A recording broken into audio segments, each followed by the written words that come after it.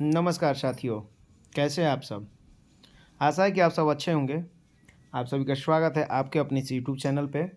दोस्तों, जैसा कि आप सभी को अभी जो है मालूम है कि अभी ग्रुप डी की जो है रिक्रूटमेंट चल रही है। 2019 CNG RRC 01/2019 की जो वैकेंसी है उसका जो है प्रोसेस चल रहा है और लगभग फाइनल स्टेज पे है अभी, ठीक है। तो लगभग बहुत सारे जो RRCs हैं उनका पैनल आ चुका है और 1-2 RRCs और बचे हुए हैं जिनका पैनल आना बाकी है और कुछ जो अभी फुल कंप्लीट पैनल नहीं आया है उनके भी पैनल अभी आएंगे। तो दोस्तों, अब मान के चलिए कि आप जो है जो भी कैंडिडेट्स हैं, जो अभ्यर्थी हैं, जो ग्रुप डी में जा रहे हैं, रेलवे ग्रुप डी में, तो उनको जो है पता होना चाहिए कि उनको सैलरी कितनी मिलेगी। अभी स्टार्टिंग में जब वो ज्वाइन करेंगे तो सैलरी कितनी मिलेगी, ठीक है। तो दोस्तों, सबके मन में अपना जो है ये जिज्ञासा रहता है कि हम जा रहे हैं, हमारी पहली नौकरी है, हमारी सरकारी नौकरी है, तो हमारा सैलरी कितना मिलेगा। उनके परिवार को भी को भी जिज्ञासा रहता है कि हमारा बेटा या बेटी जो भी जा रही है नौकरी में, क्या सैलरी मिलेगा, क्या है, ठीक है। तो इसीलिए मुझे लगा कि एक जो है सैलरी रिलेटेड वीडियो मैं आप सभी के सामने लेके आऊँ। तो ये वीडियो जो है आप सभी के लिए है जो ग्रुप डी में जा रहे हैं, कर्मचारी के रूप में जो है ग्रुप डी रेलवे को ज्वाइन कर रहे हैं। पहले तो मैं सभी को बधाई देना चाहूँगा जिनका फाइनल सिलेक्शन पैनल में ग्रुप डी में आप लोग का सिलेक्शन हो चुका है, ठीक है। तो चलिए देर न करते हुए वीडियो की शुरुआत करते हैं। जैसा कि आप लोग थंबनेल में भी देखे होंगे और यहाँ पर हमने लिखा था कि 40,000 सैलरी ग्रुप डी की। तो मैं ये भी एक्सप्लेन करूँगा कि किस प्रकार से 40,000 सैलरी होगी, ठीक है। कौन सी 40,000 सैलरी है, क्या है, तो मैं ये सारा डिटेल आपको बताऊँगा, है ना। तो आप वीडियो में अंत तक बने रहिएगा, अभी घबराइएगा नहीं, अंत तक आराम से वीडियो को देखिए, मैं ये भी सारी जानकारी दूंगा, ठीक है। तो चलिए पहले यहाँ पर देखिए रेलवे ग्रुप डी सैलरी कितनी सैलरी मिलेगी। चलिए अभी वीडियो में आगे बढ़ते हैं। अभी आपको जो है पूरा कैलकुलेशन मैं दिखा दूंगा और किस प्रकार से आपको क्या सैलरी मिलेगी, क्या डिडक्शन होगा और नेट सैलरी क्या आपकी आएगी, यानी कि बैंक अकाउंट में आपके खाते में कितनी सैलरी मिलेगी, वो सारी जानकारी यहाँ से आपको मिल जाएगी, ठीक है। चलिए, आप भी जानते हैं कि आप जो है ग्रुप डी में अगर ज्वाइन करते हैं, अगर ग्रुप डी में ज्वाइन कर रहे हैं तो आपकी जो बेसिक सैलरी होती है वो 18,000 होती है। और जो आप 1800 ग्रेड पे में ज्वाइन करते हैं, यानी कि सबसे लोएस्ट ये जो है कहीं भी कोई भी केंद्र सरकार की जो सेंट्रल गवर्नमेंट का जो भी है नौकरी है, या बहुत सारे स्टेट गवर्नमेंट में भी बोल सकते हैं, तो जो सबसे लोएस्ट ग्रुप डी की नौकरी होती है और वो जो 1800 ग्रेड पे की नौकरी होती है, 1800 ग्रेड पे का मिनिमम बेसिक पे 7th पे कमीशन जो है ना, 7वां वेतन आयोग के हिसाब से अगर देखा जाए, आपको 7वां वेतन आयोग के हिसाब से 7th पे कमीशन के हिसाब से आपकी जो बेसिक सैलरी हो जाएगी वो कितनी होगी। तो वो आपकी बेसिक सैलरी जो होगी वो अभी हम ये जो आपका हो जाएगा 18,000, ठीक है। तो 18,000 आपकी बेसिक सैलरी हो गई, ठीक। उसके बाद आप देख लीजिए यहाँ पर आपको जो है अभी करंट में जो डीए चल रहा है वो है 42%। 42% का मतलब अभी जो है जनवरी 2023 से जो डीए जो है अनाउंस किया गया है उसमें 4% का इंक्रीमेंट किया गया है। अभी करंट में जो है 38% डीए चल रहा था सेंट्रल गवर्नमेंट का 7th पे कमीशन के हिसाब से। जो भी कर्मचारी हैं अभी जिनको सैलरी मिलती है उनका 38% डीए का मतलब होता है महंगाई भत्ता, डियरनेस अलाउंस जो दिया जाता है वो 38% था। लेकिन अभी जस्ट इसी महीने में यानी मार्च के एंड में बोल सकते हैं कि आपको मार्च में अनाउंस किया गया कि 4% का इंक्रीमेंट जनवरी 2023 से जो है एक इंस्टॉलमेंट का इंक्रीमेंट दिया गया है। तो यानी जो अभी जो है जो कर्मचारी जो करंट में सर्विंग हैं, जो अभी सेवा दे रहे हैं, उनकी सैलरी जो है अप्रैल मंथ से ही 42% डीए लग जाएगा उनकी सैलरी में, ठीक है। तो आप जो नए नए जो कैंडिडेट ज्वाइन करेंगे अभी रेलवे में, तो वो उनकी जो सैलरी है ऑब्वियस सी बात है कि वो अप्रैल के बाद ही ज्वाइन कर रहे हैं, मई जून जुलाई आगे ज्वाइन करेंगे, ठीक है। तो उनका जो डीए रहेगा वो 42% रहेगा, ठीक है। और जुलाई में फिर से डीए रिवाइज होगा। अब तो जुलाई का फिर पता चलेगा 3 या 4% उस टाइम में बढ़ने की संभावना रहेगी। तो जुलाई के बाद भी आपका जो है इंक्रीमेंट होगा। लेकिन करेंटली अभी जो देखा जाए जनवरी 2023 के हिसाब से अगर आप मई में जून में कभी ज्वाइन करते हैं तो आपकी जो सैलरी रहेगा उसमें डीए जो है 42% रहेगा। तो चलिए यहाँ पे देख सकते हैं, आपको दिखा दिया हमने। यहाँ बेसिक 18,000 हो गया आपका 1800 ग्रेड पे के हिसाब से। यहाँ पे डीए जो है 42%, तो 42% के 0.42 इंटू बेसिक का 42% यानी 18,000 से ये आपका 7,560 यानी 7,560 रुपया हो जाएगा। अभी हम लोग चलिए देख लेते हैं एचआरए में। देखिए 3 स्लैब होते हैं, एक 9%, एक 18%, एक 27%, यानी 9%, 18% और 27% का 3 स्लैब होता है। और ये किस चीज़ पे डिपेंड करता है, तो X type city, Y type city और जेड टाइप सिटी पे डिपेंड करता है। ठीक है, 3 तरह की सिटी होते हैं। एक्स टाइप सिटी कौन सी होगी, तो मेट्रोपॉलिटन सिटीज़ हो जाती हैं, जैसे कि दिल्ली, मुंबई, चेन्नई, कोलकाता, हैदराबाद, बेंगलोर और इस तरह के 1-2 और सिटीज़ हैं जो आप चेक कर सकते हैं, आपको गूगल से मिल जाएगा। ठीक है, 8 लगभग 8 ऐसी सिटीज़ हैं जो मेट्रोपॉलिटन यानी एक्स टाइप की सिटी में आती हैं, शायद 8 या 10 सिटी हैं। उसके बाद वाई टाइप की सिटी होती है, जो नॉर्मल जो है, बहुत ख़राब नहीं, मीडियम टाइप की जो सिटी होती है वो वाई ग्रेड में आती है। जैसे कि मैं नॉर्मली नाम लेना चाहूँगा, तो अगर बिहार में देखा जाए तो बिहार का एक ही है सिटी जो वाई टाइप में है, वो है पटना। ठीक है, पटना हो गई। झारखंड में रांची भी आपका वाई टाइप में है, धनबाद हो गया आपका वाई टाइप में। फिर अगर उत्तर प्रदेश में देखा जाए, अगर वाराणसी हो गया, ठीक है, इस तरह से लखनऊ हो गया, ये वाई टाइप सिटीज़ में आ जाएंगे। ठीक है, और यहाँ पर जेड टाइप सिटी में कौन आता है, तो जो एक्स और वाई को छोड़ के बाकी जितने भी शहर बच गए, सिटीज़ बच गए हैं, वो सभी जो है जेड टाइप में आते हैं। ठीक है, तो आपका लोकल जो एरिया, लोकल जो भी कोई स्टेशन होगा वो जेड टाइप में आएगा। तो चलिए देखते हैं, तो एक्स में क्या होता है। एक्स में आपको सबसे ज़्यादा 27% जो है HRA मिलता है। वाई टाइप में आपको जो है 18% का HRA मिलता है, और जेड टाइप में आपको 9% का HRA दिया जाता है। ये बेसिक पे 9%, बेसिक पे 18% और बेसिक पे 27%। ठीक है, कहने का मतलब है कि अगर आप दिल्ली, मुंबई, कोलकाता, चेन्नई इस तरह के शहरों में, बेंगलोर, हैदराबाद इस तरह के शहरों में रहेंगे तो आपको 27% का HRA दिया जाएगा। अगर आप जो है पटना, रांची, लखनऊ, वाराणसी इस तरह के शहर में रहेंगे तो आपको जो है 18% का HRA दिया जाएगा। और अगर आप जो है समस्तीपुर हो गया, सासाराम हो गया, डेहरी ऑन सोन हो गया या मुगल सराय हो गया, इस तरह के शहर में रहेंगे तो आपको जो है 9% का HRA प्रोवाइड किया जाएगा। ठीक है, सैलरी में। तो ये हो रही HRA की बात। अब दोस्तों मैं एक चीज़ और बताना चाहूँगा कि जब आप कैलकुलेशन करेंगे, तो कैलकुलेशन आप करेंगे तो आप देखेंगे कि 18,000 जो आपका बेसिक है, इसका 9% जो हैगा वो 1,800 रुपये से कम होगा, 1,800 रुपये से भी कम होगा। ठीक है, लेस होगा। तो इसलिए जो मिनिमम है, मिनिमम HRA है, वो सरकार द्वारा जो 7 CPC के द्वारा जो निर्धारित किया वो 1,800, यानी किसी भी कर्मचारी को 1,800 रुपये से कम HRA नहीं दिया जा सकता है, चाहे वो एक सिटी में रहते हो, वाई सिटी में रहते हो या जेड सिटी में। कहना एक्स वाई में तो आपका ज़्यादा हो ही जाएगा, लेकिन जेड सिटी में क्या होता है कि जेड सिटी में स्टार्टिंग में ज्वाइन करने पर 18,000 बेसिक के हिसाब से 9% का जब आप कैलकुलेशन करते हैं तो 1,700 कुछ रुपये ही होते हैं। तो उसमें क्या होगा कि मिनिमम सैलरी, मिनिमम जो HRA है वो 1,800 वो आपको मिलेगा। ठीक है, तो यहाँ पे आप देख सकते हैं हमने यहाँ पर 1,800 रुपया मिनिमम लेके कैलकुलेट किया है, ये मिनिमम है, समझ लीजिए। हम जो यहाँ सैलरी बता रहे हैं ये मिनिमम सैलरी है। अब जो भी सिटी वाइज जो भी आगे जाएंगे इससे ज़्यादा ही उनको सैलरी मिलेगा। ठीक है, किसी जो एक सिटी में होंगे उनको 27% के हिसाब से, यानी कि इसका ट्रिपल HRA हो जाएगा, आप जोड़ लीजिएगा। ठीक है, लगभग उनको 5,100 के आसपास समथिंग कुछ मिलेगा।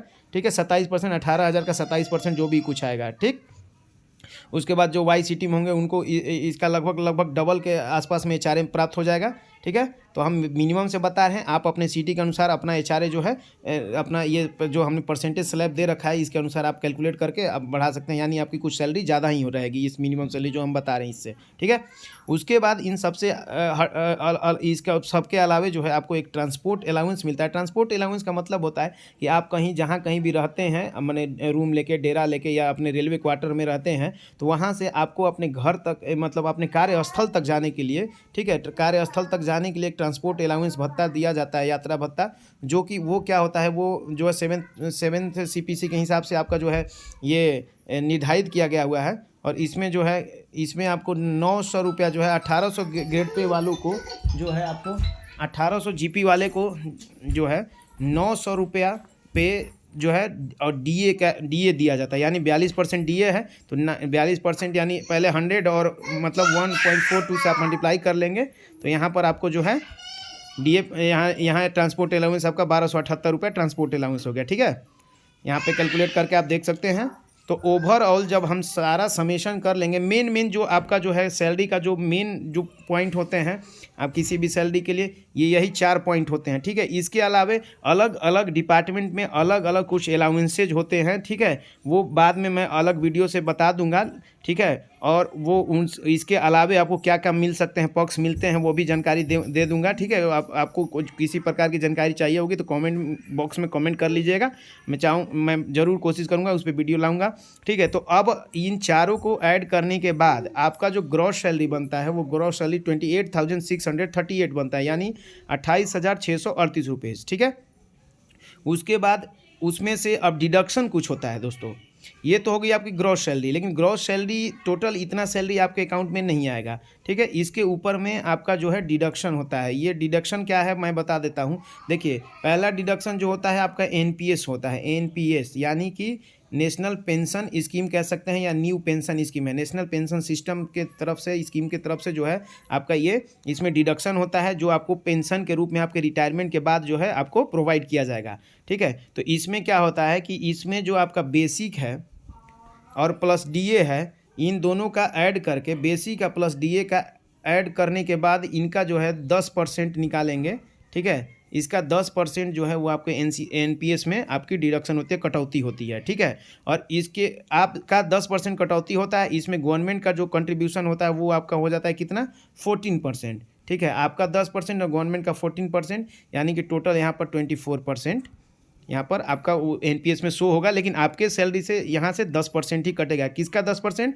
तो ध्यान से एक बार सुन लीजिए, बेसिक और प्लस डीए का 10%। ठीक है, बेसिक प्लस डीए का 10%। जैसे पहले जो पुराने जो लोग हैं, जो 2004 से पहले वाले जो केंद्रीय कर्मचारी हैं या राज्य कर्मचारी हैं, उनको जो है वो ओल्ड पेंशन स्कीम के तहत आते थे, तो उनका पीएफ होता था, पीएफ अकाउंट होता था। और पीएफ अकाउंट में क्या होता था कि 12% कर्मचारी का कंट्रीब्यूशन होता था और 12% ही गवर्नमेंट का कंट्रीब्यूशन रहता था। तो इस तरह से 12-12 24 हो जाता है। तो यहाँ एनपीएस में क्या है, 10% कर्मचारी का और 14% जो है गवर्नमेंट का कंट्रीब्यूशन, यानी कि यहाँ भी 24% हो जाता है। ठीक है, तो यहाँ पर अगर आप जोड़ेंगे ये 18,000 बेसिक और प्लस 7,560 रुपया जो है डीए जोड़ने के बाद आपका यहाँ पर 25,560 रुपया आता है।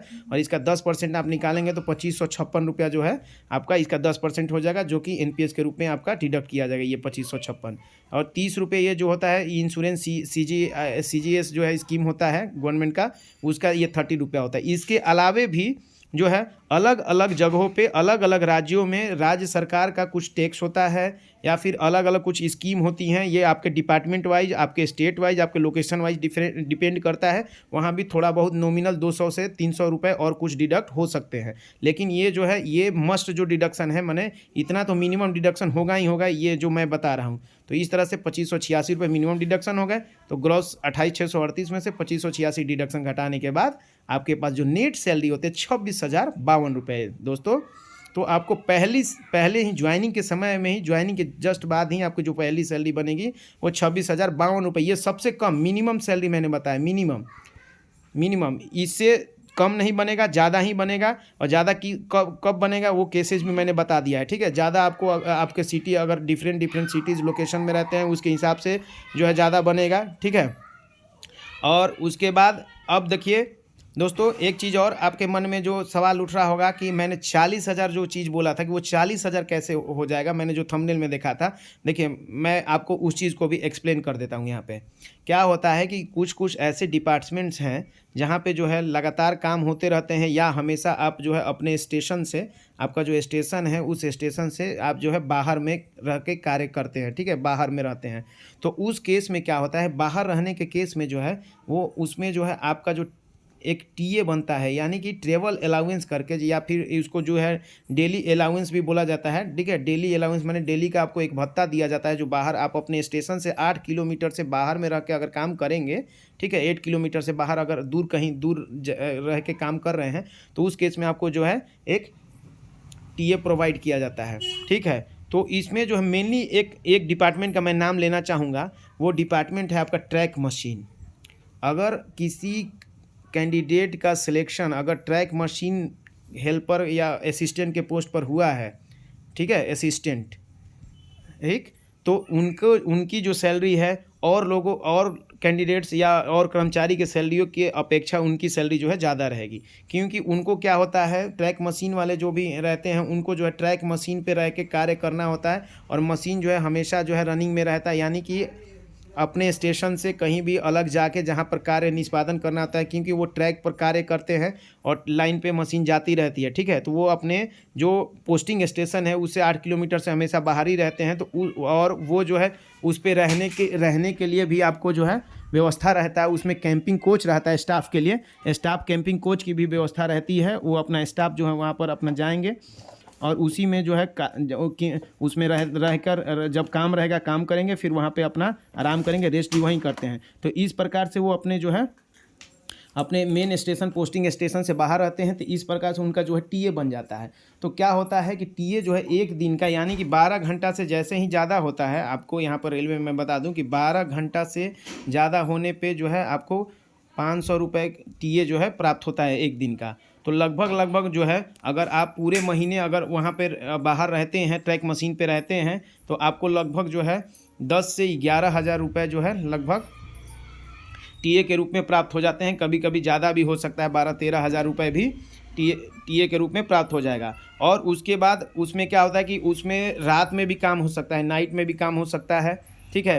तो उसमें क्या होता है कि ब्लॉक लिया जाता है। जनरली क्या होता है, ब्लॉक लिया जाता है और ब्लॉक जब भी मिल सकता है, जैसे कि जब ट्रेनें गुजर रही हैं तो देखा जाता है कि वहाँ पे उस लाइन में, उस सेक्शन में कब जो है ट्रेनों की संख्या यानी ट्रैफिक कब कम है, तो उस हिसाब से उनको ब्लॉक दिया जाता है, 3 घंटे का, 4 घंटे का, 5 घंटा। और उसी ब्लॉक के दौरान जो है वो कार्य का निष्पादन करना होता है। तो वो हो सकता है कि नाइट में भी कार्य का निष्पादन किया हो। तो जब आप नाइट ड्यूटी वहाँ करते हैं तो वहाँ पे आपको जो है नाइट ड्यूटी अलाउंस यानी कि NDA भी मिलता है, नाइट ड्यूटी अलाउंस भी दिया जाता है। और नाइट ड्यूटी अलाउंस जो मिलता है उसमें क्या होता है कि बेसिक, ठीक है, बेसिक पर और प्लस DA को जोड़ने के बाद जो है 200 से डिवाइड कर देते हैं। तो ये आपका जो है 1 यूनिट का नाइट ड्यूटी अलाउंस का ये बनता है। नाइट ड्यूटी अलाउंस के लिए डिटेल वीडियो मैं बाद में ला दूंगा। अभी मैं आप लोग को समझाना मेरा मकसद था कि 40 हज़ार कैसे सैलरी बन सकता है, ठीक है।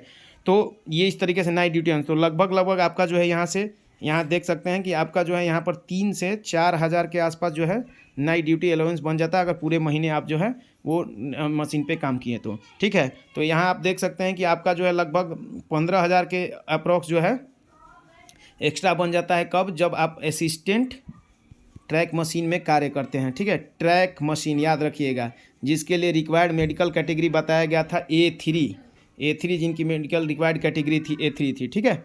तो अगर इसमें जो भी सिलेक्टेड हैं कैंडिडेट्स और उनका जो है 15 हज़ार के लगभग जो है, अगर वो फुल महीने पूरे मंथ जो है अगर कार्य करते हैं ट्रैक मशीन पे तो एक्स्ट्रा बन जाएगा। तो अभी मैंने आपको वहाँ पे ग्रॉस जो है 26 हज़ार समथिंग बताया, 26 हज़ार बताया था, और 15 हज़ार आप जोड़ लेंगे 26 हज़ार में, तो आप खुद देख सकते हैं कि आपकी सैलरी जो है, ठीक है, 41 हज़ार के आसपास हो जाती है। ये तो मैंने बताया था वहाँ पर 40,000 प्लस, तो देख सकते हैं कैसे 14,000 प्लस सैलरी हो गया, ठीक है। और अगर आप अलग अलग शहरों में रहते हैं तो और भी इससे ज़्यादा बन जाएगा, क्योंकि मैंने ये 26 हज़ार जो बताया था सैलरी, ये मैंने जेड सिटी के हिसाब से बताया था, सबसे मिनिमम HRA वाले सिटी के हिसाब से।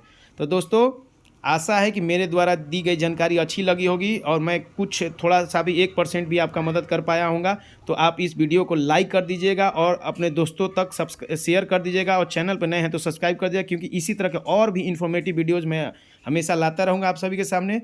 थैंक यू दोस्तों।